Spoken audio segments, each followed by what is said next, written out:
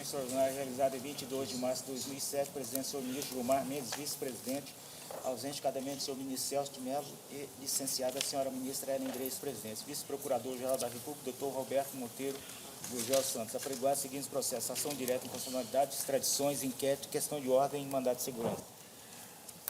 Não havendo impugnação, declaro a ata aprovada. Senhores ministros, registro a presença no plenário dos alunos do curso de Direito da Faculdade de Ciências e Tecnologia de Unai, Minas Gerais. Que sejam bem-vindos, tenham bom proveito.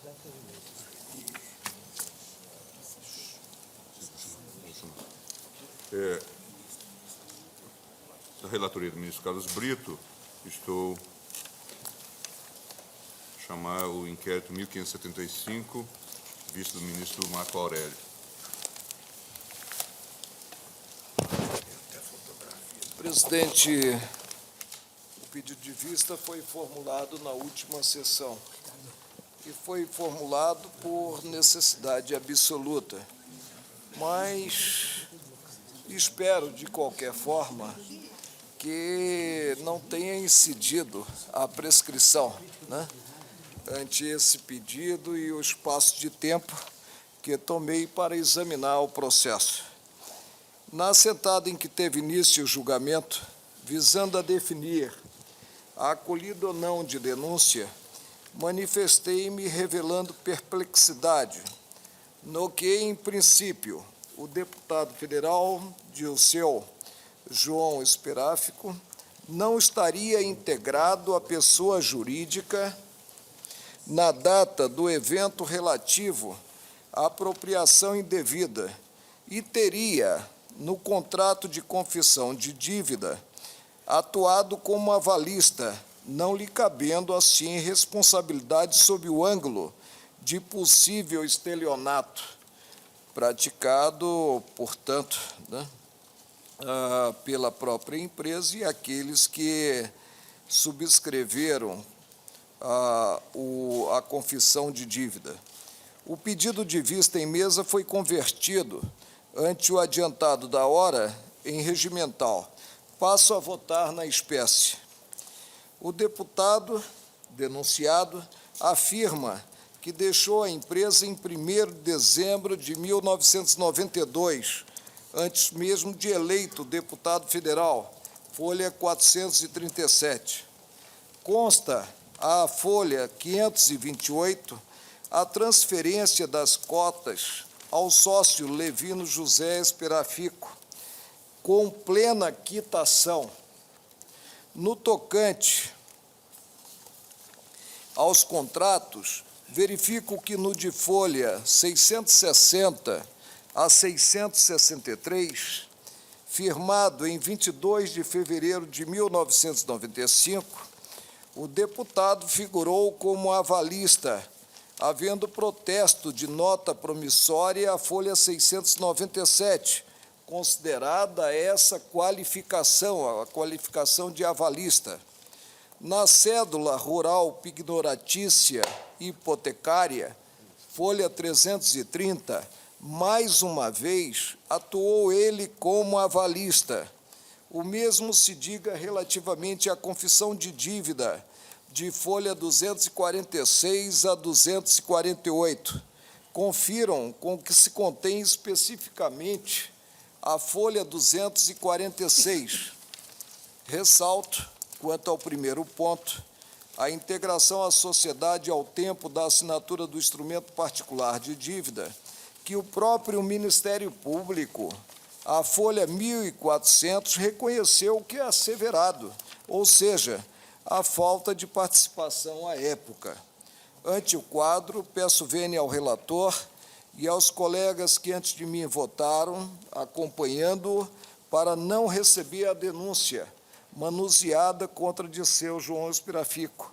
Saliento não só a improcedência atinente ao crime de apropriação indébita em face do afastamento da sociedade, como também, com maior razão, alusiva ao delito de estelionato, porquanto o avalista não pode ser responsabilizado por desvio de conduta quanto à dação de bens em garantia pela pessoa jurídica.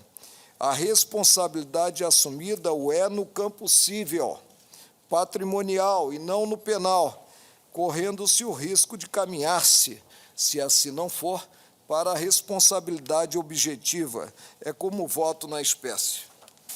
Vossa Excelência, portanto, está a afirmar que, em relação àquele segundo contrato de 1990... Os contratos em geral. Tem 95. Os contratos... um contrato firmado limitou-se a em assinar 18 de como fevereiro, avalista. folha 660 a 663, né? Ele figurou como avalista, na cédula rural pignoratícia, né? A pignoratícia, ele hipotecária, mais uma vez, atuou como avalista, o mesmo devendo ser dito quanto à confissão de dívida de folha 246 a 248.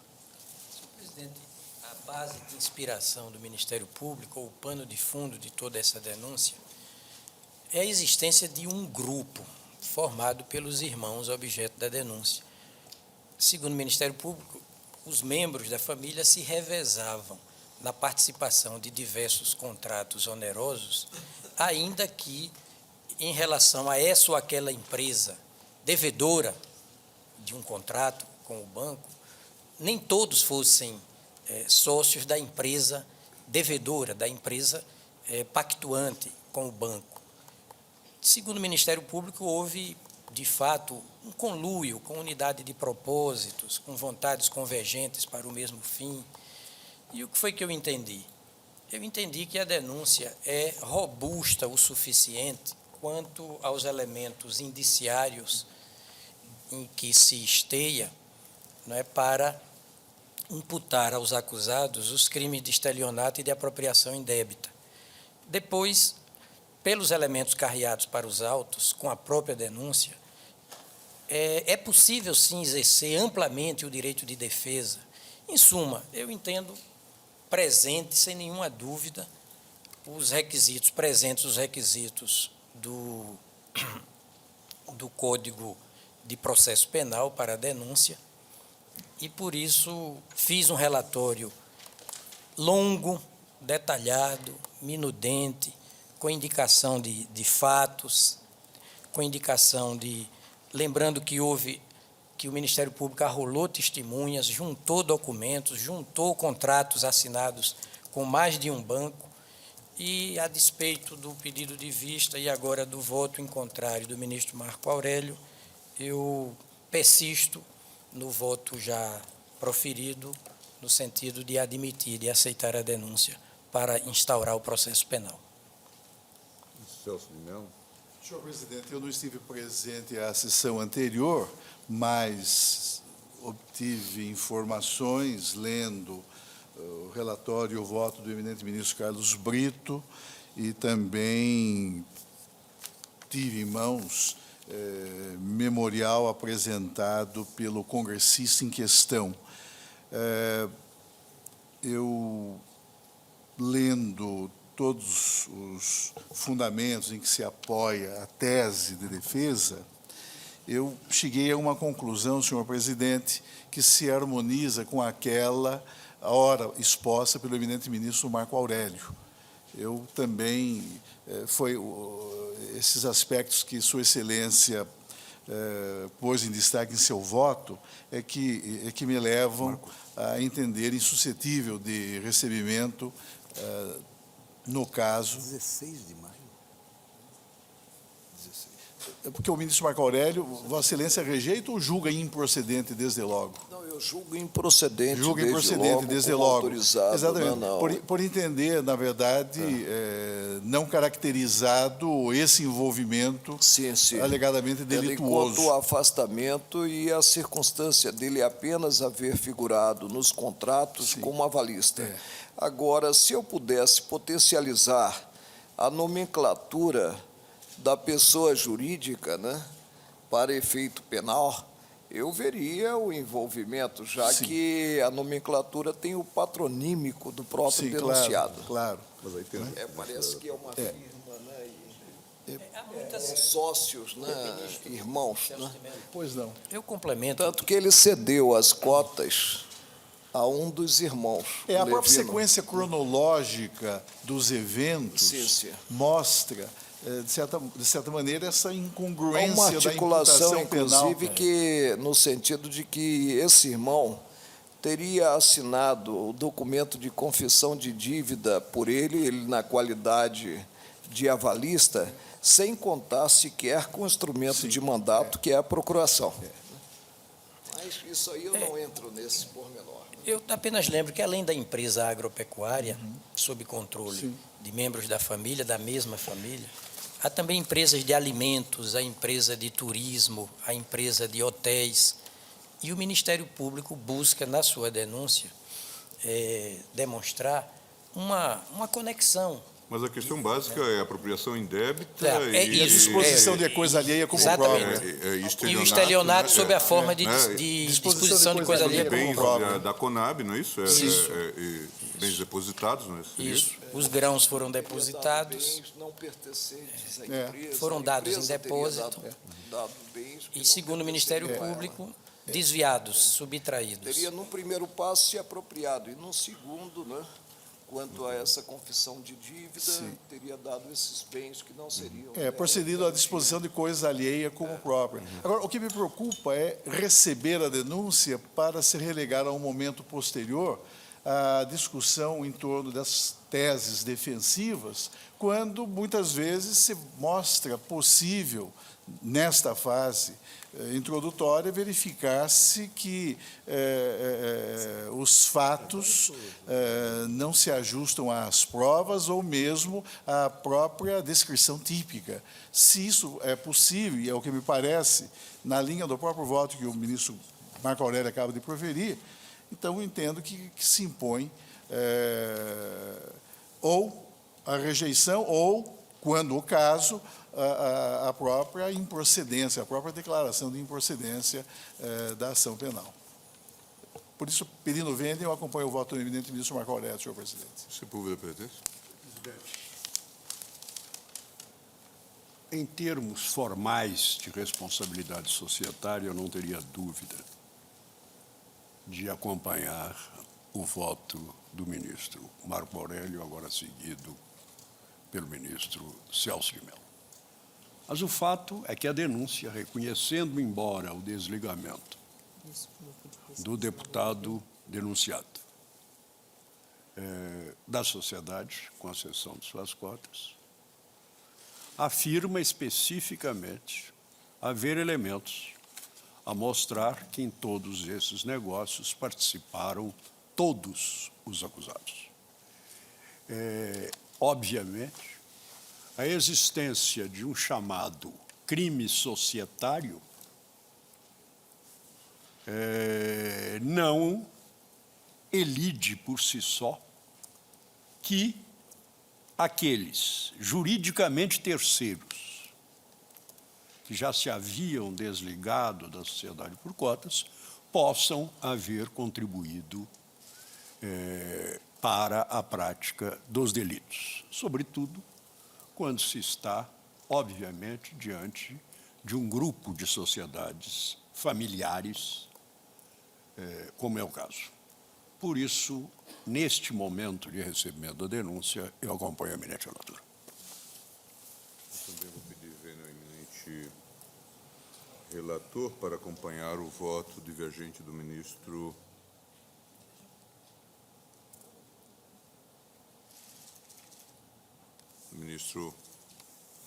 Marco Aurélio. Mr. Lewandowski. Não, já voltei.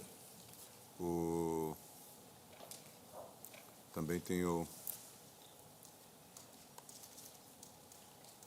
o entendimento de que já a denúncia não passa por esse teste de aceitação, especialmente se caracteriza que a participação do deputado naquele segundo evento, objeto de tanta discussão, se dá apenas como avalista. Mas proclamo o resultado. O tribunal recebeu a denúncia nos termos do voto do relator, vencidos ministro Marco Aurélio, Celso de Mello e Gilmar Mendes. Ministro Marco Aurélio, Vossa Excelência terá que se ausentar. Presidente, que me retirar após a primeira parte da sessão. Que nós temos vice-ministro César Peluso, processo da relatoria de Vossa Excelência, o recurso extraordinário 388-359, 389-383 e 390-503. A questão do O depósito? É. Meu voto vista. voto visto. Sim, senhor.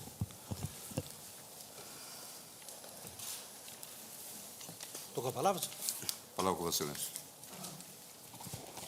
Senhor presidente, o caso reduz-se à questão da constitucionalidade ou não da norma que tornou obrigatório o depósito do valor da exigência fiscal como condição de admissibilidade de recurso na esfera administrativa.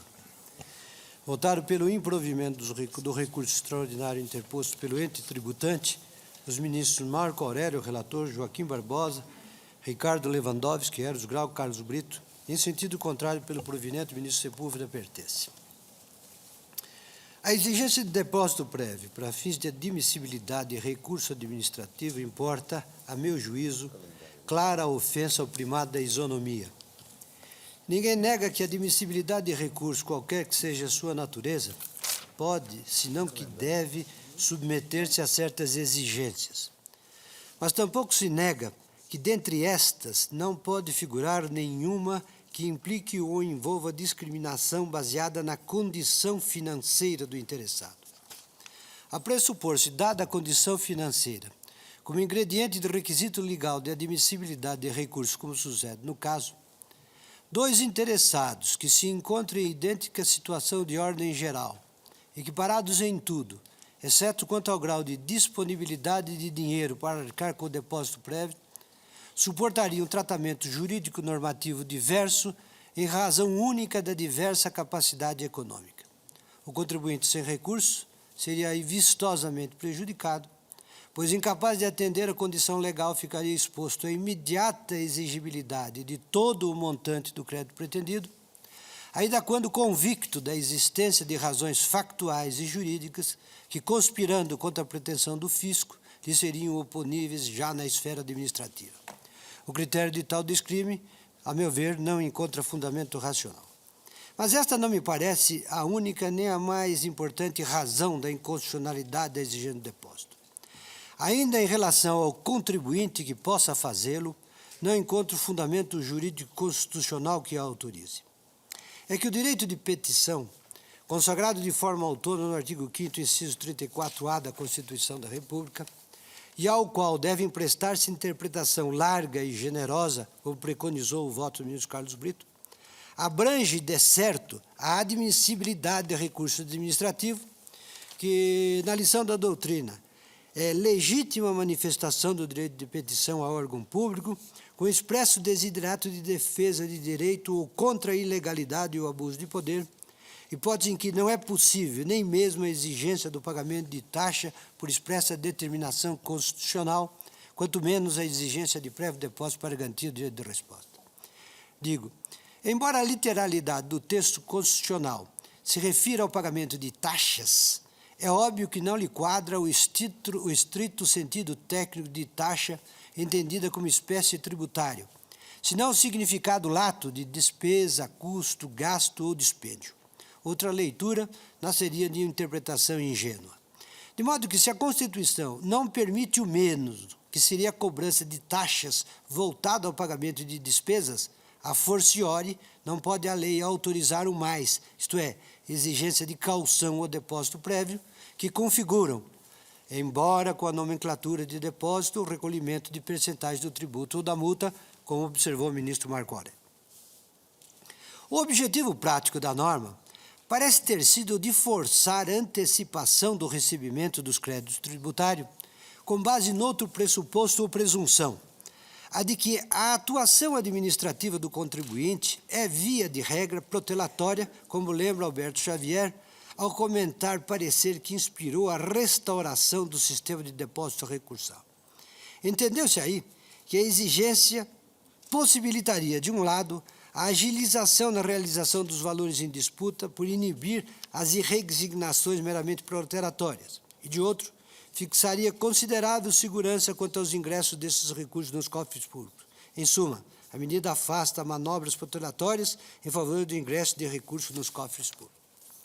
A tal papel não se presta, é óbvio, a instituição de requisito de admissibilidade recursal, que, por sua natureza, deveria guardar relação com os aspectos intrínsecos ou extrínsecos dessa classe de remédio jurídico, ou, quem sabe, do próprio objeto da controvérsia, e não servir a finalidades puramente arrecadatórias. Falta, ademais, a meu ver, razoabilidade à exigência normativa de depósito prévio, enquanto inadequado e desnecessário, como bem comprova o teste de proporcionalidade a que o submeteu o voto do ministro Joaquim Barbosa. A respeito, observo que é preciso haver perfeita simetria entre a norma, de um lado, e seus fundamentos e objetivos do outro.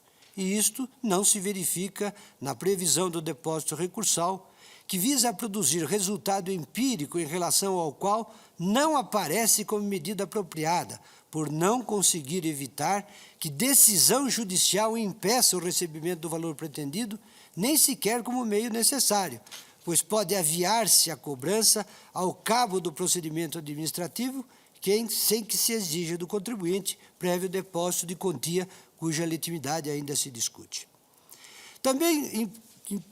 Tampouco encontro harmonia entre a previsão de recurso administrativo e a concomitante exigência de depósito como requisito de admissibilidade. O propósito de qualquer norma que estatua meio de impugnação recursal não é outro senão o de permitir que se suscite, dentro do mesmo processo ou procedimento, a revisão por órgão superior de decisão proferida por instância ou órgão inferior. Busca-se, com a previsão do recurso administrativo, o aprimoramento da prestação devida ao administrado mediante controle interno da legitimidade dos atos da administração.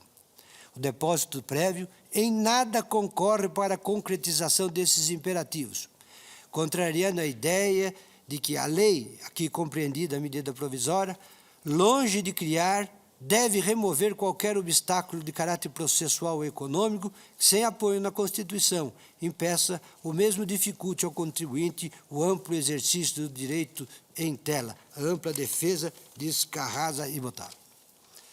Ao dever de revisão dos atos da administração pública corresponde a necessidade de ampliação dos meios de acesso do contribuinte aos recursos hierárquicos. O argumento expendido pelo eminente ministro Sepúlveda pertence, segundo o qual a exigência de depósito não ofenderia a Constituição da República, porque esta não prevê recurso na esfera administrativa, nem condiciona o exaurimento de instâncias administrativas. O acesso ao judiciário não me parece, com o devido respeito, soar como objeção intransponível. Uma vez franqueada ao contribuinte pela legislação subalterna, via de acesso à instância recursal administrativa, não faz sentido impor-lhe exigências desproporcionais que terminem por inviabilizar o manejo do próprio remédio recursal. Institui-se direito subjetivo e, ao mesmo tempo, frustra-se-lhe na prática o exercício. Nisso, a efetividade da norma constitucional que prevê o direito de petição é aviltada pela exigência do depósito recursal prévio.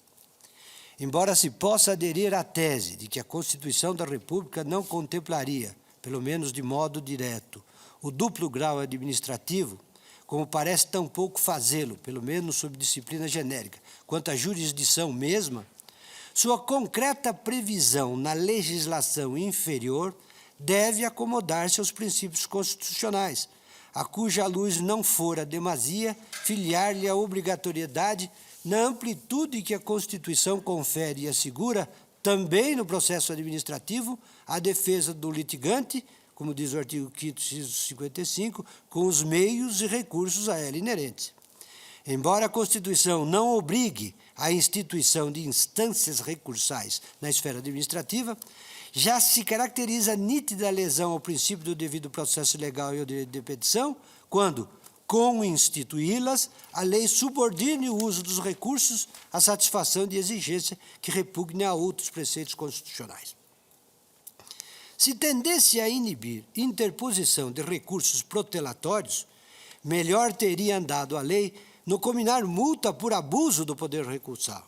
É que a forma ora impugnada torna a lógica recursal perversa para o contribuinte, o qual se vê compelido a recolher parcela eventualmente considerável do valor discutido para legitimar-lhe a rediscussão na esfera administrativa.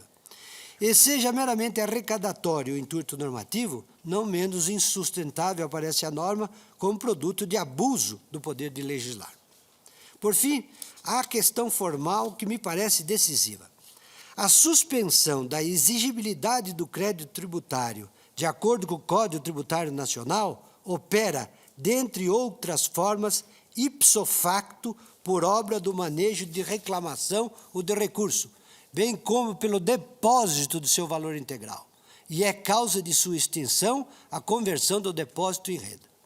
Pois bem, o Código Tributário Nacional é lei complementar, e como tal, hospeda as normas gerais da matéria tributária, que, no dizer da doutrina, padronizam o regramento básico da obrigação tributária, nascimento, vicissitude e extinção, conferindo-se dessa forma uniformidade ao sistema tributário nacional. Ora, dentre as chamadas vicissitudes da obrigação tributária está, diz Rui Barbosa Nogueira, a suspensão da exigibilidade para este reexame, revisibilidade administrativa. E diz isto Rui Barbosa ao referir-se à hipótese de suspensão contemplada no artigo 151, inciso 3 do Código Tributário Nacional e respeitante às reclamações e aos recursos administrativos. E entre as causas de extinção do crédito tributário figura a conversão do depósito em renda, conforme dispõe o 156.6 do mesmo Código Tributário. Em síntese, a suspensão do crédito tributário por força da interposição do recurso ou reclamação é efeito automático ex lege, enquanto decorre da incidência da lei complementar e visa a eludir a indesejável sistemática do solve et repete. Vê-se claro daí a incompatibilidade direta e frontal da legislação instituidora do depósito com a Constituição da República, que preceitua, no artigo 143b, caber à lei complementar o estabelecimento de normas gerais de matéria tributária, sobretudo a respeito de obrigação, lançamento, crédito, prescrição e decadência tributária. Não é dado à lei ordinária cuidar desses temas, modificando disciplina contida no instrumento legislativo competente, que é o Código Tributário Nacional, recebido como lei complementar. A legislação ordinária, em nítida usurpação de competência, entrou a exigir coisa que não prevê a lei complementar. Enquanto o Código, corpo normativo, a que o ordenamento comete a disciplina exclusiva da matéria, se contenta com o simples uso de reclamação ou recurso, ou, observe-se a alternativa, ou o depósito integral do valor do tributo para efeito de suspender-lhe a exigibilidade, a lei ordinária prescreve, a título de condição adicional, ou melhor, autônoma, a efetivação de depósito prévio para que o contribuinte logre o mesmo efeito jurídico que, nos termos daquela outra lei, já lhe assegura a só interposição do recurso. Como se nota, cumulação de todo em todo injurídica, porque a legislação complementar deu caráter alternativo às causas suspensivas. É o que demonstra com clareza Carrasa e Bottalo ao dizer: como se vê, o Código Tributário Nacional considera a interposição do recurso administrativo causa suspensiva do crédito tributário. Ora, o Código Tributário Nacional não estabelece como condição para que tal recurso administrativo venha interposto a prestação de depósito. Tanto não que o inciso 2 do 151 considera o depósito, de resto facultativo, outra causa suspensiva do crédito tributário. Absolutamente não o vincula à interposição de recurso administrativo. Segue-se, pois, que as leis regulamentadoras do processo tributário administrativo, 151.3, não podem condicionar a interposição do recurso a depósito, ainda que parcial, do montante da exigência fiscal. Caso contrário, Tais leis reguladoras estariam aglutinando duas hipóteses que o Código Tributário considerou autônomas, e que é a mais grave, anulando ambas, já que o recurso não poderia subsistir sem o depósito e vice-versa. Na pior das hipóteses, tal correlação só poderia ser imposta por norma que viesse a alterar o 151 do Código Tributário Nacional. Norma, evidentemente, veiculada não por meio de medida provisória, mesmo de lei ordinária, mas apenas tão somente por meio de lei complementar, como exige o artigo 146 da Constituição da República. E não tem nenhum fundamento supor que a menção constante do artigo 151.3, infine, quando diz as reclamações e os recursos nos termos das leis reguladoras do processo tributário administrativo, poderia dar margem à provisão de medidas restritivas ou limitadoras pela legislação ordinária, pois tal referência só comporta poder de editar regras instrumentais, processuais ou adjetivas, sob pena de se arrogarem esta poder paraconstitucional e apócrifo na expressão cunhada por Canotilho e como adverte e arremata Alberto Xavier na obra que já citei. No exposto, com a devida e sempre respeitado vênia ao ministro Sepúlveda pertence, acompanho o eminente relator para negar provimento ao recurso extraordinário do Instituto, e do contribuinte e eu dou provimento. Sim, sim. Portanto, não votou a ministra Carmen Lúcia. Também eu, senhor presidente, peço vênia ao ministro Sepúlveda pertence, mas por todas as razões que foram expostas e que estudei após o voto, já que eu não estava presente quando da leitura do relator, concordo inteiramente quanto à inconstitucionalidade e acompanho o relator. Ministro Celso de Mello. Senhor presidente, eu participei dos julgamentos realizados nesta Corte na década de 90, compondo a posição majoritária. No entanto, desde então, me pus a refletir sobre essa questão e recentemente proferi decisão monocrática referendada pela 42ª turma do julgamento de questão de ordem na ação cautelar 1566, em que deixei clara a minha posição quanto à revisão de minha orientação na matéria. Eu também entendo, senhor presidente, que não se revela constitucional a exigência legal de depósito para efeito de interposição de recurso na esfera administrativa.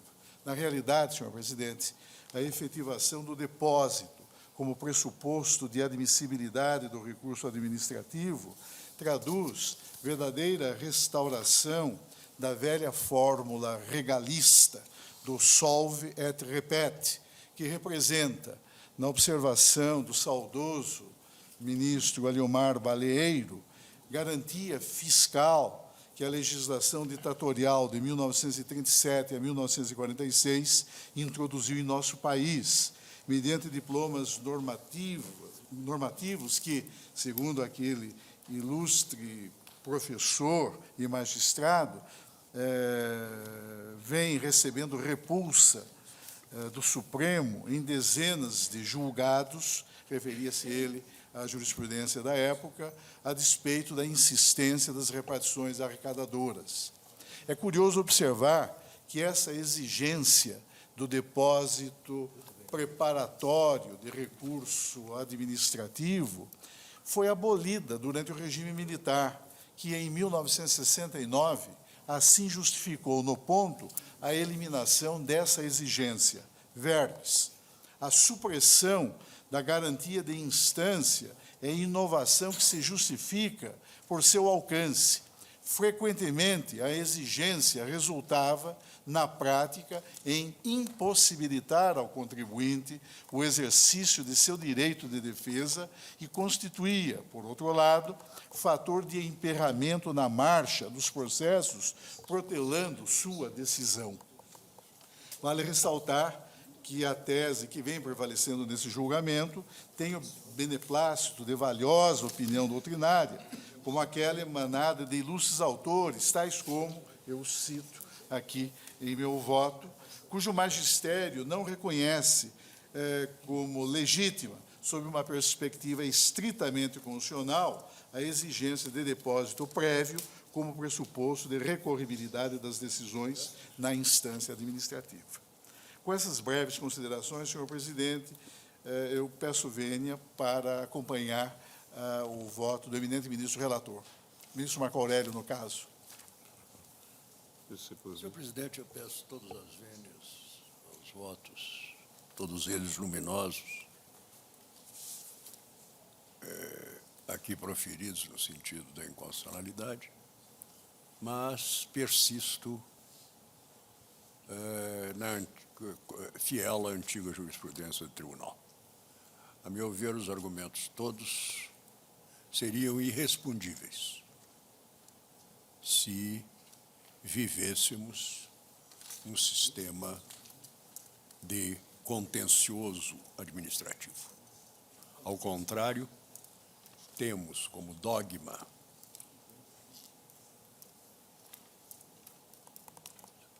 consolidado no nosso constitucionalismo a universalidade da jurisdição do Poder Judiciário.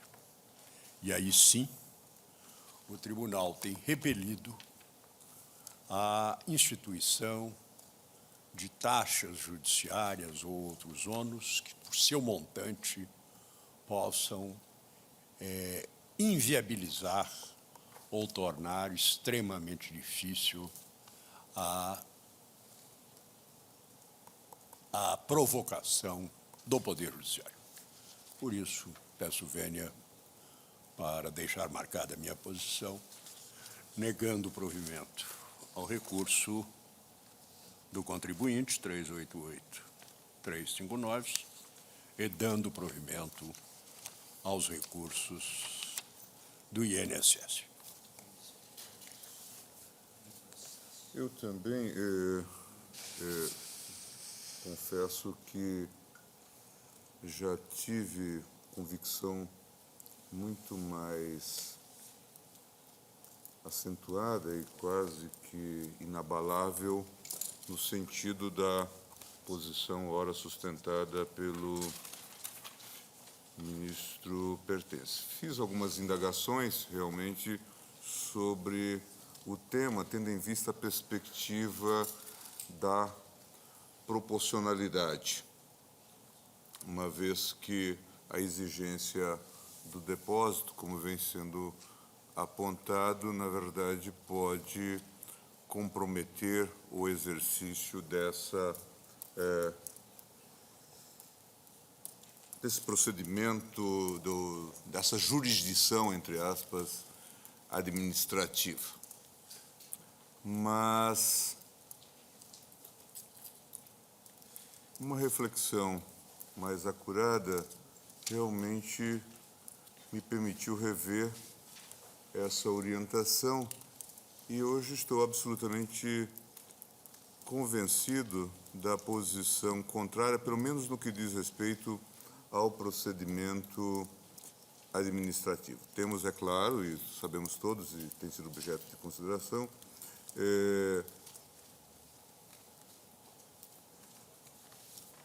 uma jurisprudência que referenda fórmulas semelhantes no que concerne às próprias ações judiciais.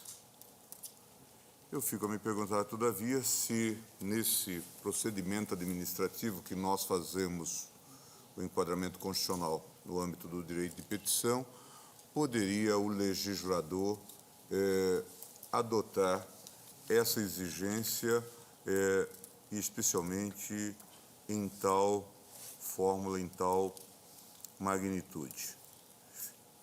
E por isso, pedindo vênia à Sua Excelência, eu também acompanho o voto do ministro Marco Aurélio. Ainda ontem, e não é o caso, a discussão não foi suscitada aqui, mas tem sido suscitada em relação aos casos que envolvam a chamada jurisdição administrativa nos estados, procuradores dos estados suscitaram alguma dúvida sobre a eficácia desse tipo de decisão, tendo em vista a orientação aparentemente pacífica que esta Corte adotara até então e a eventual repercussão financeira que essa decisão poderá ter em relação aos caixas, especialmente aos caixas, às finanças estaduais. Não é, porém, o tema que está agora em debate. O tema não foi suscitado, mas, de qualquer forma, não gostaria de sonegar essa informação ao tribunal, porque, de fato, aqui tudo indica que nós estamos a consagrar, ainda que as decisões não sejam, no caso das decisões em ADIM, não sejam decisões, não tenham sido decisões definitivas, foram indeferimento de liminares, se não me engano, não houve nenhuma decisão de mérito, né? Mas é um tema que se pode agitar e que pode justificar a eventual modulação de efeitos. Mas com essas considerações, eu acompanho os votos do eminente relator ministro Marco Aurélio.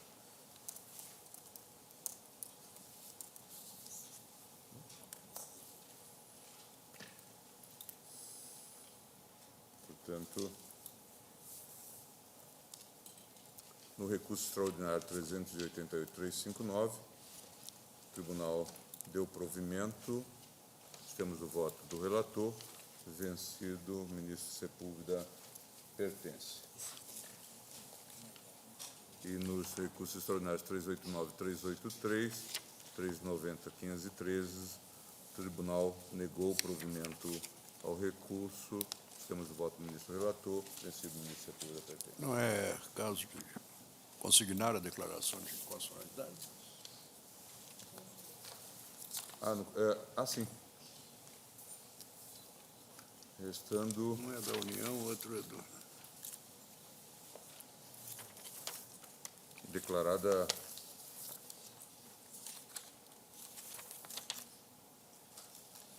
essa é a lei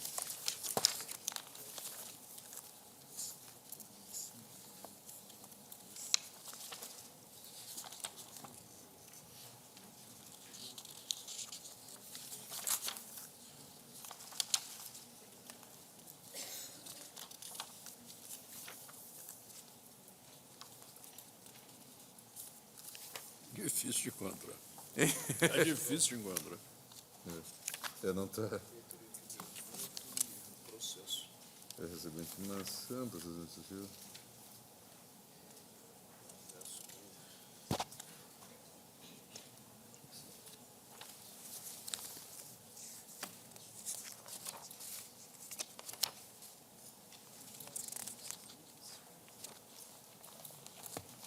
Referência à Lei Delegada 4, 62.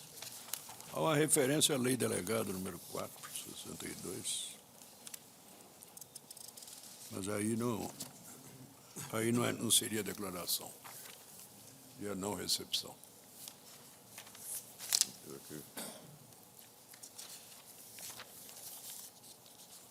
Isso no primeiro caso.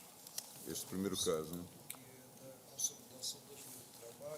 Tem uma, mas aqui acho que não há da consolidação.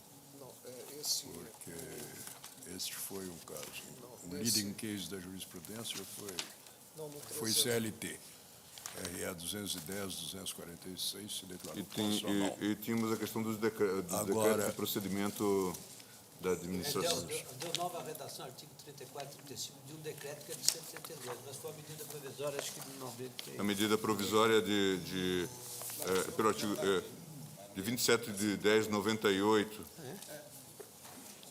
Na verdade, os artigos 32 e 33. Isso, a licença já está na minha relatoria que será julgada a seguir. Não, tem.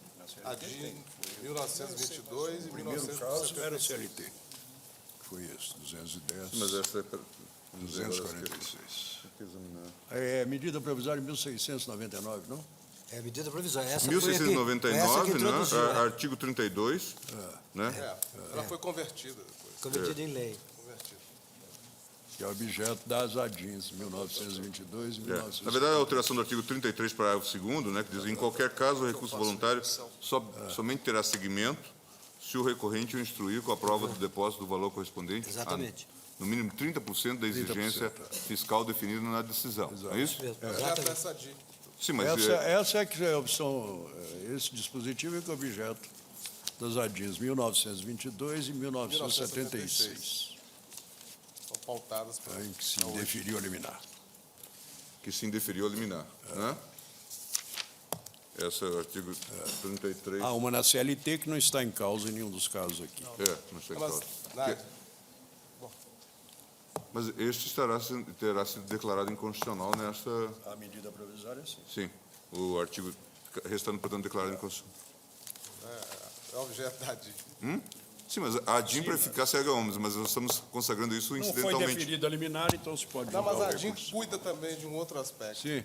Sim, mas de Pois qualquer é. forma ainda haveria objeto, pelo menos enquanto se mantém. A orientação do tribunal é que o deferimento da liminar suspende os recursos extraordinários, mas no caso se indeferiu a Se liminar. indeferiu a liminar. Se deferiu quanto E haveria ainda outro objeto, né? De qualquer forma, então, tem. restando declarado inconstitucional, E também envolve os parágrafos 1º e 2º do artigo 126 da Lei 8.213 de 91, com a redação que lhe deu a medida provisória 1608, convertida na Lei 9.639 de 25 de maio de 98, que dispõe, no artigo 126, parágrafo 1º, sobre a necessidade de depósito de 30% nos recursos em relação ao Instituto Nacional de Seguro Social. Este é o caso dos outros. dos outros. O primeiro é contra a União. Tá, portanto, em relação ao artigo 33, recorrente parágrafo ao 2º da medida provisória 1699, né? E também, então, da lei, ministro Peluso, por favor. É, a lei, vou ler. O INSS. É os parágrafos Não, artigo primeiros... 30, Não, Parágrafo outra 1º e vez, 2º do artigo INSS. 126. É do INSS. A Lei 9.639, de 98, que deu nova redação aos parágrafos 1º e 2º do artigo 126 da Lei 8.213, de 91. É isso nos Recursos do INSS. No segundo e terceiro recurso. No segundo e Recursos, terceiro. os recursos do INSS. Portanto, O primeiro é o da União. não, portanto, em relação ao recurso extraordinário, primeiro ao de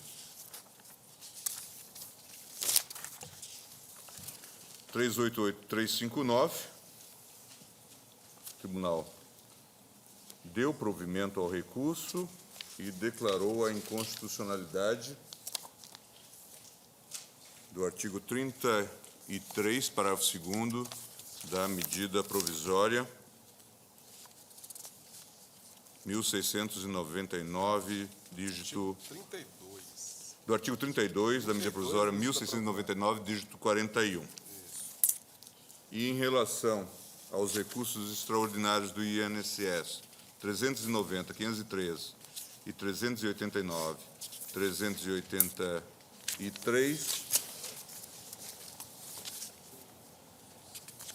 aqui está.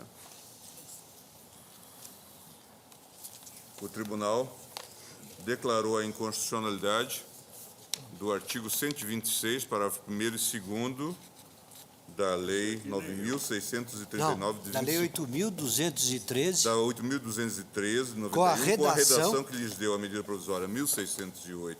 Não, na verdade, com a redação da medida provisória 1.608, Convertida dígito na 14, lei- convertida na Lei 9.639 139, de 25 de 5 de 98. Puxa, furdúncio.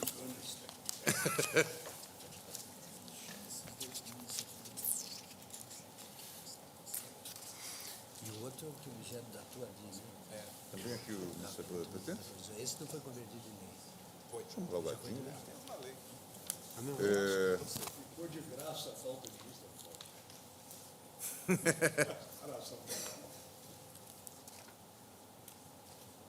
Ministro Eros Grau. Ação direta 1074. Requerente Confederação Nacional da Indústria, requerido presidente da República. Senhor presidente, é exatamente a mesma matéria que nós acabamos de decidir. A Confederação Nacional da Indústria propõe ação direta com pedido de cautelar, na qual questiona a constitucionalidade do artigo 19 da Lei 8.870. Por teor, as suas ações judiciais, inclusive cautelares, que tenham por objeto discussão de débito para com o INSS, serão obrigatoriamente precedidas do depósito preparatório do valor do mesmo, monetariamente corrigido, até a data de efetivação, acrescido de juros, multa de mora e demais encargos. Eu estou, e penso que posso resumir, né? Julgando procedente o pedido... Mas desculpa, tem sustentação oral. Perdão? Tem sustentação oral. Sustentação? Então vou ler o relatório. Pode resumir o relatório. A Confederação Nacional de Indústria propõe a ação direta visando a declaração dessa inconstitucionalidade. Como?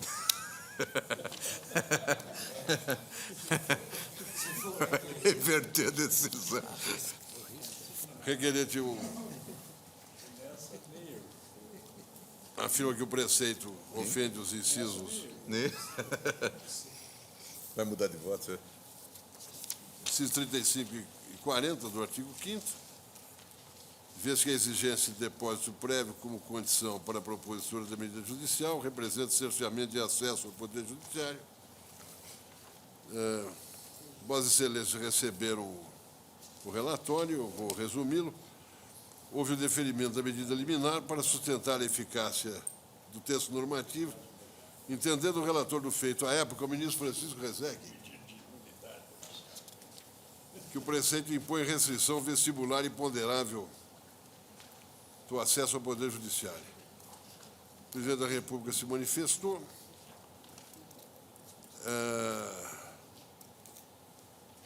procurando manter a exigência de depósito. O advogado-geral da União reporta-se as informações prestadas pelo presidente da República. O Senado Federal informa que o preceito atacado veio para inibir uma prática comum entre os grandes e médios contribuintes de fazer uso das ações para protelar com o objetivo de financiar seus próprios negócios. O Procurador-Geral opina pela procedência do pedido. É o relatório. O senhor tem a palavra. Excelentíssimo senhor ministro-presidente, excelentíssimos senhores ministros-presidentes, Procurador-Geral da República, considerando que a matéria já foi debatida nos recursos extraordinários e que a matéria se assemelha, né, aqui na hipótese a exigência do depósito prévio em toda e qualquer ação judicial, a inconstitucionalidade, né, a violação literal ao artigo 5º, inciso 35 e 55, né, o fato de, como foi debatido, exigir o prévio depósito, né, constitui cerceio ao Poder Judiciário. Por essas razões, a CNI requer seja julgado procedente o pedido para declarar a inconstitucionalidade do caput do artigo 19 da Lei 8.870. Ministro Eros Grau. No julgamento da medida cautelar, o ministro Rezec afirmou que o dispositivo impugnado, o dispositivo impugnado institui importa cerceamento do direito à tutela jurisdicional. O artigo determina que a admissão de ações judiciais que tenham por objeto a discussão do débito para com o INSS se condiciona obrigatoriamente ao depósito preparatório. Está claro que a norma cria séria restrição à garantia de acesso aos tribunais. O que se pretende, à primeira vista, é assegurar eventual exceção. Nessa trilha, a norma não representaria grande novidade no nosso ordenamento. Entretanto, o que a singulariza é a restrição vestibular imponderável do acesso ao Poder Judiciário. Eu acrescento a essas razões as que foram desenvolvidas pelo ministro César Peluso, observando que a declaração de inconstitucionalidade do caput do artigo 19 conduz à inaplicabilidade do seu parágrafo único, que dispõe a propositura das ações previstas neste artigo, importa a renúncia ao direito de recorrer na esfera administrativa e desistência ao recurso interposto, o que recomenda a extensão da declaração de inconstitucionalidade a esse preceito. Pois eu estou julgando procedente o pedido para declarar inconstitucional o caput do artigo 19 e, por arrastamento, seu parágrafo único.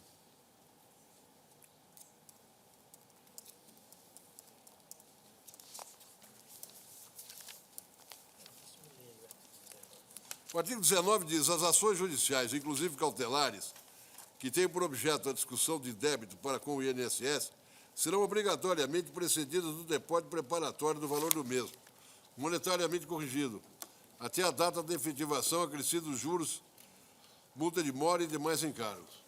O parágrafo, que seria declarado inconstitucional por arrastamento, diz o seguinte: a propositura das ações previstas neste artigo importa em renúncia ao direito de recorrer na esfera administrativa e desistência do recurso interposto.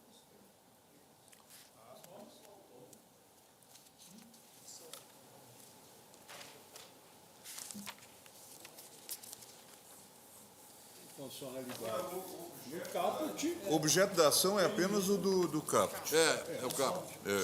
Só. É o que eu É. fui além para afirmar o seguinte. Na verdade, são autônomos. Não, A declaração de inconstitucionalidade do caput tornaria inaplicável o seu parágrafo único. ministro, há uma dificuldade gramatical. Mas, na verdade, quer dizer, o que está declarando inconstitucional no caput é a exigência do depósito. Eu não tenho nada a opor. O que resta nele é apenas o necessário a aplicar o parágrafo, que não está em discussão. Eu não sei.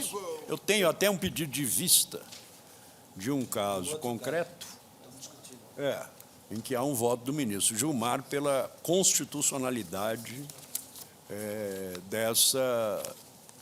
desta desistência implícita do recurso administrativo. A pessoa já trilhou o caminho da via o RE judicial, né? 234-277. Mas aqui nessa coisa eu não vejo realmente arrastamento, porque as duas normas são absolutamente autônomas. Isso não me parece fundamental. Apenas acho que não vai... Tudo bem.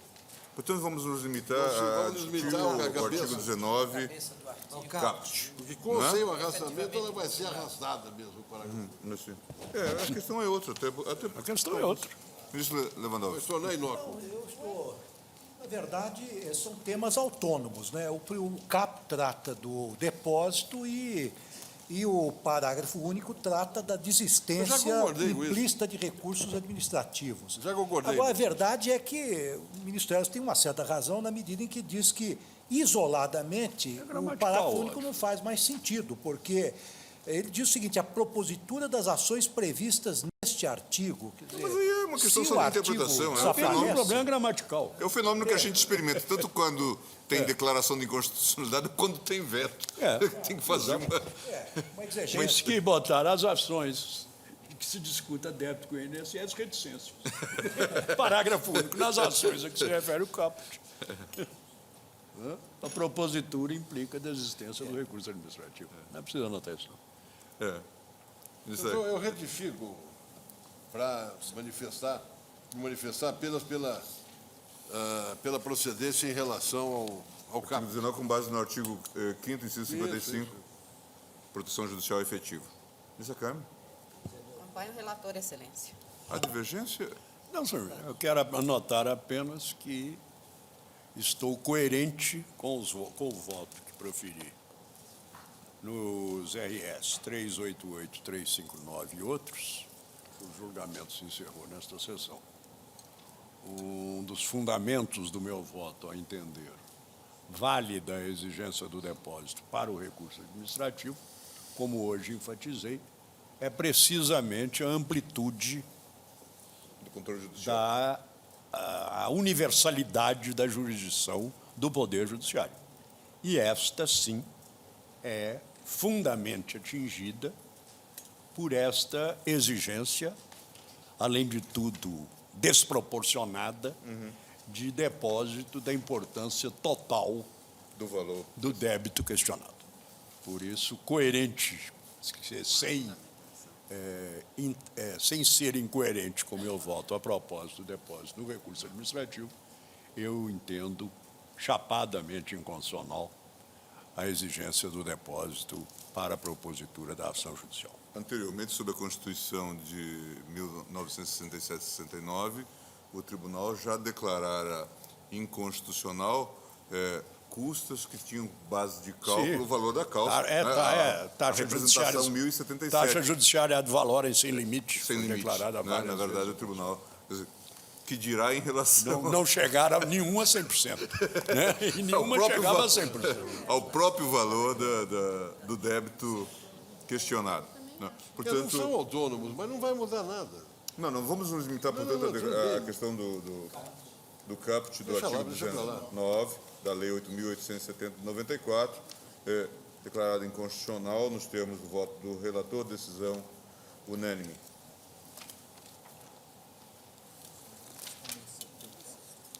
O Sepúlveda pertence dois agravos, agravo regimental no agravo instrumento 408, 914 e 398, 933.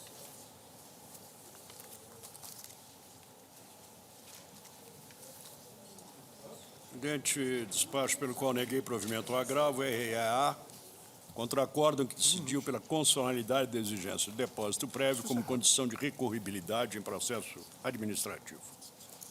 A justa, eu julguei de acordo com o leading case do tribunal, RE 210, 246, Jobim, e com decisões liminares na ADI 1049, etc.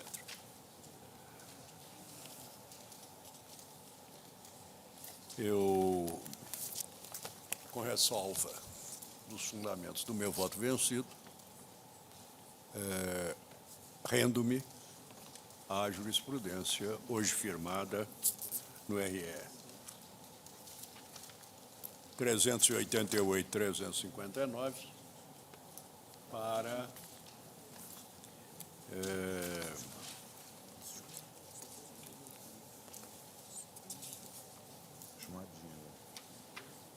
dar provimento ao agravo e, de logo, ao recurso extraordinário para afastar a exigência do depósito prévio como condição, como pressuposto de admissibilidade do recurso administrativo. Eu não tenho, no caso, a lei estadual que deve estar em causa, são ambos do Estado do Rio de Janeiro. Verificar os autos. Hein? Eu dou provimento ao agravo, converto em recurso extraordinário e de logo dou provimento a este para afastar a exigência do depósito. Agora, a minha dificuldade é que eu não tenho aqui, é matéria de lei estadual. É lei 3.188 de 99. 3.188 do Rio de Janeiro. 99. Isso é. 3.188 de 91. 99. 99. Que alterou 250 do Decreto-Lei lei número 575. 250 do Decreto-Lei número 5 de 75. 575. Decreto-Lei 5 de 75. Isso. Perfeito. Portanto, E declaro a inconstitucionalidade do artigo 250, Decreto-Lei Estadual 5/1975, com a redação ditada pela Lei 3.188 de 1999. portanto, O outro caso é idêntico. Dado provimento ao agravo, convertê-lo em recurso extraordinário e dado Dou provimento a este. A este declarada a inconstitucionalidade. Para afastar a aplicação do artigo 250 do Decreto-Lei número 575, na redação da Lei 3.188, né? De 22 da Lei de 2 de 3.188 de 99. E 99. 99, do Rio de Janeiro. Isso vale para os agravos regimentais no agravo de instrumento 498.933 e 408.914 da relatoria do ministro Sepúlveda Pertence, decisão...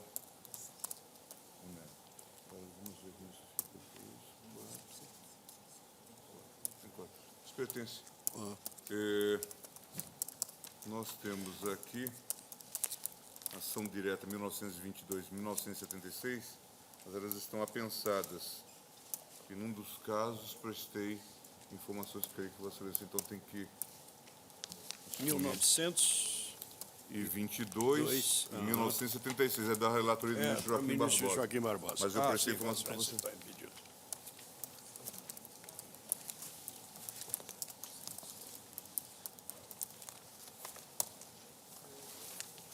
Deixa esse aqui.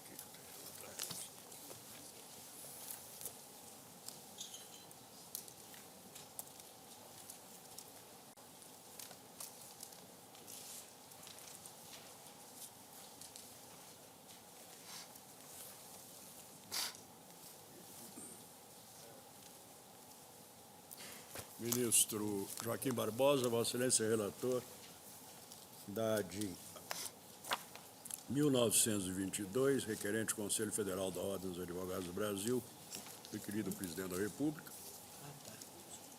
E a pensada 1976. 1976, requerente à Confederação Nacional da Indústria, e querido presidente da República. Senhor presidente, eu vou tentar sintetizar especialmente as preliminares, porque há muitas preliminares.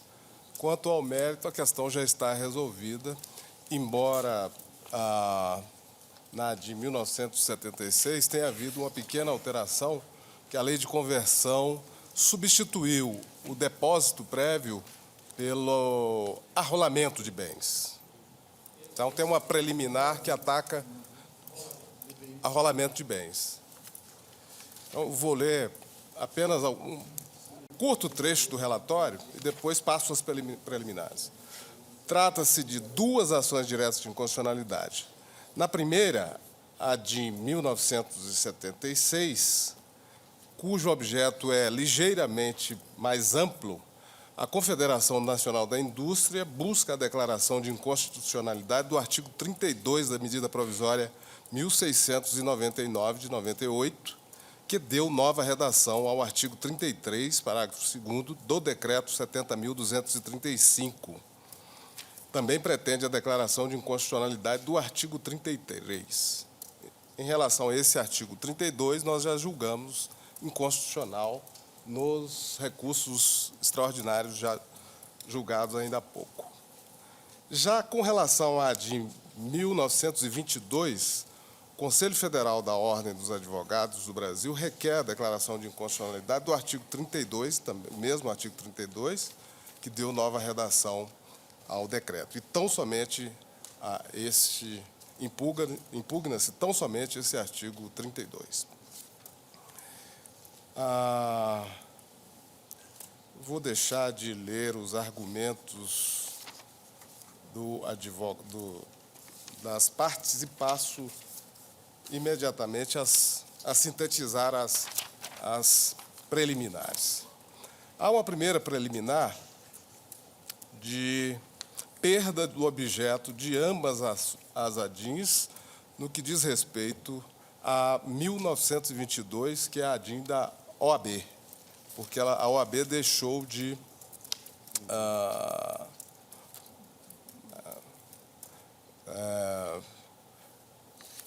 de aditar. Ela não aditou o pedido por ocasião da conversão. Então, essa é uma primeira preliminar. Vossa Excelência quer todas de uma vez? Houve alteração? Houve alteração. Houve alteração. Houve alteração. Alteração substancial. Aí que está, é uma segunda preliminar. Não é? Saber se a mudança, a alteração da exigência de depósito de 30% para arrolamento, se é ou não uma alteração substancial. Eu sustento que não é, que permanece uma exigência talvez tão drástica quanto a exigência do depósito. Arrolamento de bens ou prestações. Ou seja, se o devedor não tem bens a arrolar, Ele simplesmente não pode. Ele não pode. Ou seja, o princípio em discussão é o mesmo. É o mesmo. O princípio A modalidade da prestação é que é diferente. A confederação aditou. Eu confesso que pode ser excesso de formalismo.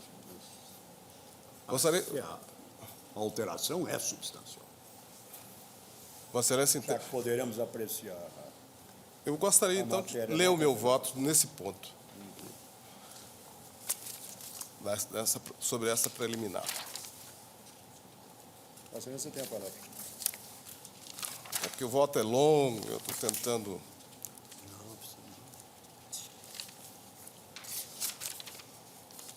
Vou ler todas as preliminares. Primeira preliminar de perda de objeto. Desaparecimento do artigo 33 da medida provisória. As informações presidenciais, bem como as manifestações da AGU e da PGR, ressaltam que a presente ação teria perdido seu objeto, uma vez que o artigo 33, caput, e parágrafos 1º, 2º e 3º teriam desaparecido das reedições posteriores da medida provisória impugnada, logo após a suspensão da sua eficácia, quando do julgamento da medida cautelar das presentes ações. Mais do que isso, na própria lei de convenção, tais dispositivos não mais apareceriam, nem dela constariam dispositivos congêneres. A meu ver, tal argumento merece acolhida. A ausência de dispositivo idêntico ou similar nas reedições da medida provisória ou na lei de conversão inviabiliza o controle por alteração do quadro normativo inicialmente impugnado, no caso. Assim, na esteira do já decidido, por exemplo, nas ADINs 1952 e 2299, ambas da relatoria do ministro Moreira Alves, considero prejudicada a ação direta no que se refere ao artigo 33, caput, e parágrafos da medida provisória 1699. Destacar para votar. Ministro Carmen Lúcio. Ministro Lewandowski. Ministro Eros. Com o relator também. Ministro Eros Grau. Ministro... Com o relator. Ministro Peluso. Também. Ministro Marco Aurélio. Desapareceu Sim, passou a admitir arrolamento de bens. o dispositivo, um dos dispositivos impugnados não apareceu na versão subsequente das medidas provisórias, nas versões subsequentes. Dispositivo diria Artigo que 33. você está acolhendo a preliminar. Estou acolhendo. Estou acolhendo. Primeiro reclamava depósito. Em não mais o dinheiro, depósito em pecúnia, de mas o 30%. arrolamento de bens. a lei passou Acompanho permitir o simples arrolamento de bens. Estou esclarecido. Esse dispositivo era de inconstitucionalidade chapada, né? O direito de pleitear judicialmente a desconstituição da exigência fiscal fixada pela primeira instância no julgamento de litígio em processo administrativo fiscal extingue-se com o decurso do prazo de 180 dias. Ainda condicionava o ingresso no judiciário à observância de prazo. Passo, então, à segunda preliminar. A Advocacia Geral da União também suscita a falta de aditamento como causa para o reconhecimento da prejudicialidade. Percebo que a prejudicial procede em relação à ADIM 1922, proposta pelo Conselho Federal da OAB, mas não em relação à ADIM 1976, proposta pela CNI. Como consta do meu relatório, o último aditamento que consta da ADIM 1922 se refere à medida provisória número 2176, de agosto de 2001, 23 de agosto de 2001. Ou seja, embora tenha havido lei de conversão, o requerente não apresentou o devido aditamento. Mas quanto à ADIM 1976, a CNI editou adequadamente a inicial, inclusive em relação à lei de conversão. Por essa razão, e na esteira do que foi decidido na ADIM, medida cautelar 1125, Veloso, julgo prejudicada a ADIM 1922 por falta de aditamento. De acordo? Julgou-se prejudicada a de 1922. É o único objeto, né? É. É todo o objeto. Esse era o único objeto. Preliminarmente, o tribunal julgou prejudicada a ação 1922. Decisão unânime. Então, Vossa Excelência passa a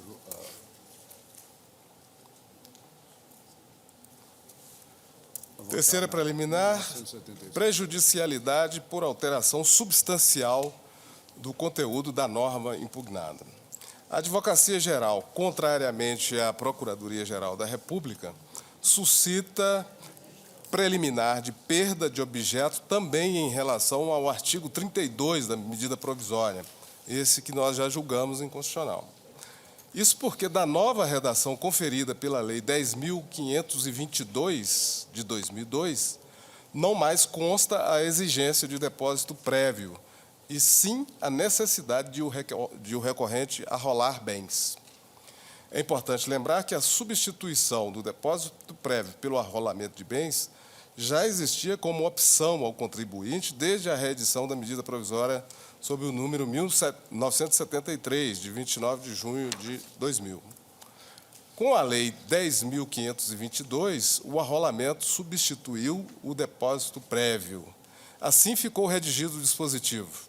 Parágrafo 2º. Em qualquer caso, o recurso voluntário somente terá seguimento se o recorrente arrolar bens e direitos de valor equivalente a 30% da exigência fiscal definida na decisão, limitado o arrolamento, sem prejuízo do segmento do recurso, ao total do ativo permanente, se pessoa jurídica, ou ao patrimônio, se pessoa física. Esse é o novo dispositivo que veio a figurar na lei de conversão. No aditamento que fez após a conversão da medida provisória em lei, a Confederação Nacional da Indústria sustentou não ser o caso de alteração substancial no paradigma de controle. Em sua inicial, afirma a entidade teria se insurgido contra o genérico requisito da imobilização de bens. Assim, a figura do arrolamento não teria uma natureza significativamente distinta da do depósito prévio. Embora os institutos do arrolamento de bens e direitos e do depósito prévio possam diferir em uma análise apressada, eu entendo que os mesmos se assemelham sobremaneira se visualizados dentro do contexto em que as normas impugnadas estão inseridas.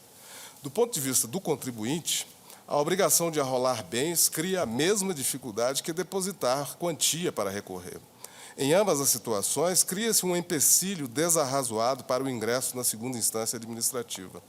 Ainda que o contribuinte não tenha de despender certa quantia, necessita privar-se de parcela ou do total de seu patrimônio, ainda que provisoriamente, com o fim de recorrer administrativamente. Sem contar que os institutos em tela fazem tábua rasa do fato de que o contribuinte pode não dispor de bens, direitos ou determinada quantia para recorrer. O argumento trazido pela Procuradoria-Geral da República de que a legislação federal permite que o proprietário disponha dos bens arrolados não convence, a meu ver. Em situações concretas, o Judiciário poderia ordenar que o contribuinte tivesse o direito de dispor de um bem arrolado em virtude de exigência para recurso administrativo. O cerne da questão não está em se permitir a disponibilidade do bem arrolado, mas de exigir por si mesmo o arrolamento. Sob esse ângulo, torna-se evidente que os canais possibilitados pela Constituição para recorrer administrativamente são igualmente obstruídos, seja pela exigência do depósito prévio, seja pela exigência do arrolamento de bens. Desse modo, eu rejeito a preliminar suscitada pela Advocacia Geral, por considerar que a alteração na norma impugnada não foi substancial quando se substituiu o depósito prévio pelo arrolamento de bens e direitos. Assim, esse é meu voto quanto a essa preliminar. Houve aditamento após a lei? Houve. Houve aditamento da CNI. A discussão é puramente formal. Ao invés do aditamento, proporiam um outro assunto. Exato.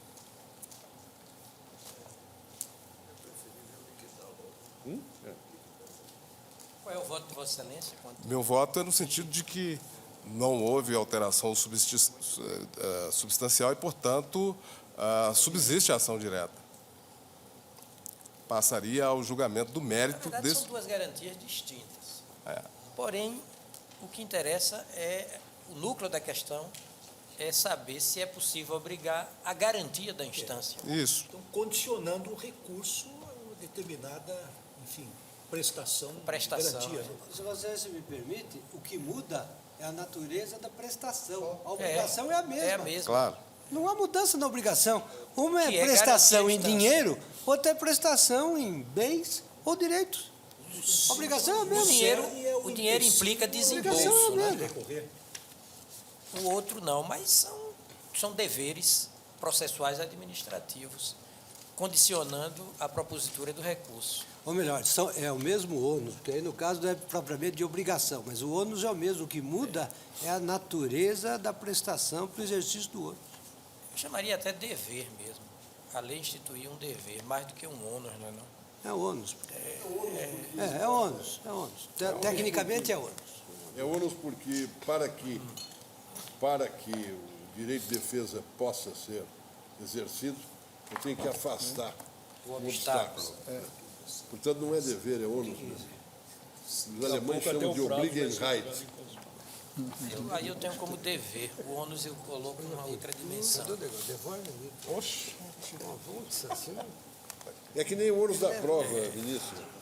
Eu não sou obrigado, eu não tenho o dever de fazer prova. Mas aí é diferente. Numa discussão judicial, se eu quiser fazer valer o meu direito, eu tenho que suportar o ônus da prova.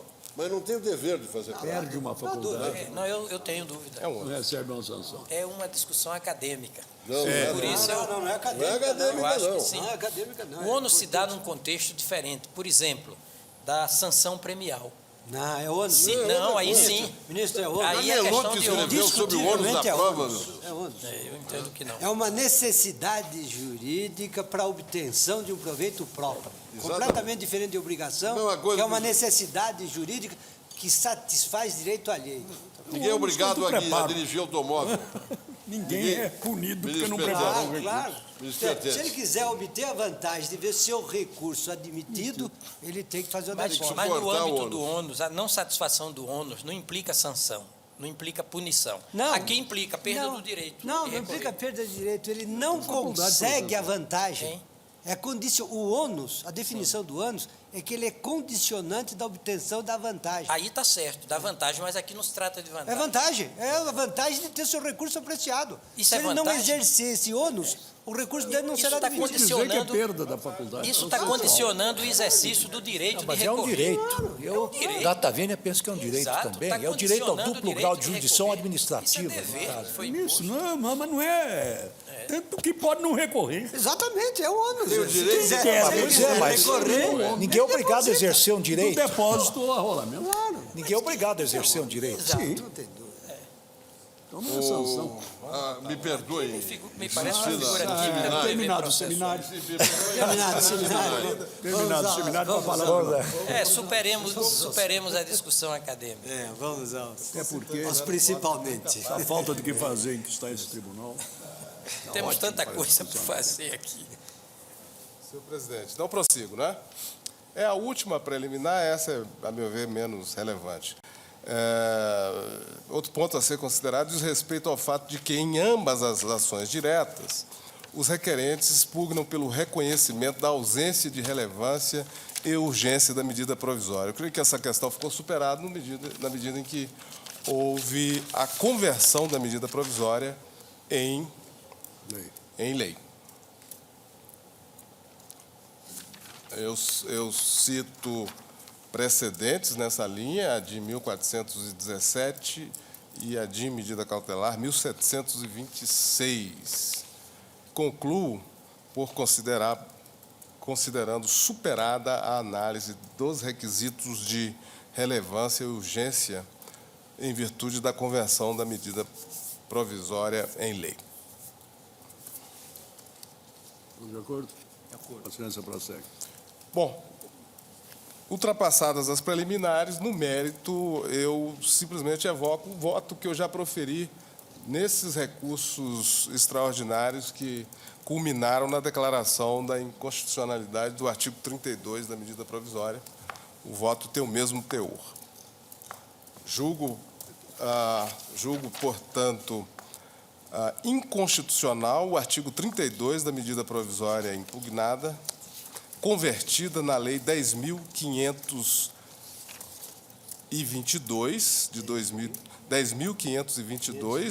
de 2002, que deu nova redação ao artigo 33, parágrafo 2º, do Decreto 70.235 de 1972. A 33, parágrafo 2º do Relator, Decreto Excelência. 70.200. Ricardo Lewandowski. 70 mil? Estou de acordo.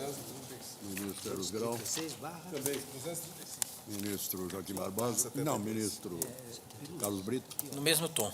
Ministro César Peluso. Já marquei. Ministro César Peluso. De acordo? Ministro Celso Melo. Bem, cuidando-se de ação direta, deixo apenas consignada a ressalva de meu voto vencido, proferido, reafirmado nesta data no RE 388-359.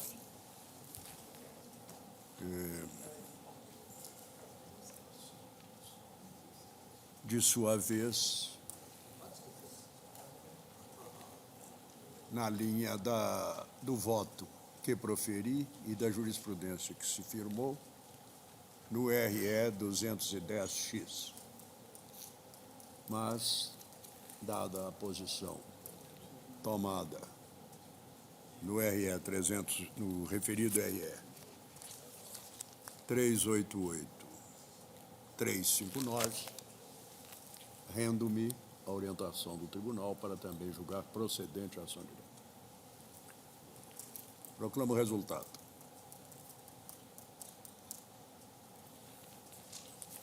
De 1922, creio que já ter proclamado, julgou-se prejudicada a ação, decisão unânime.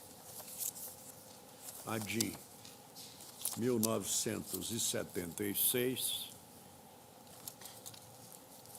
rejeitadas as preliminares, julgou-se procedente a ação. Excelência, poderia repetir os textos? Sim.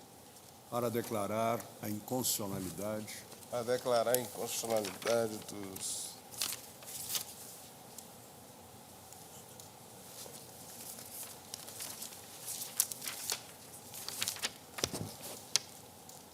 do artigo 32 da medida provisória número... Qual é a medida provisória? Da lei, né? Não, medida provisória 1699, dígito 41, de 98.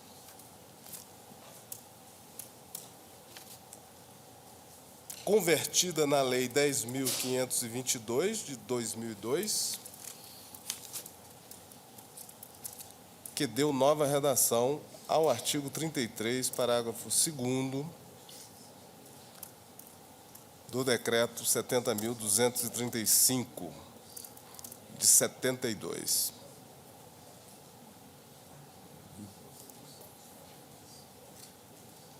Votação unânime.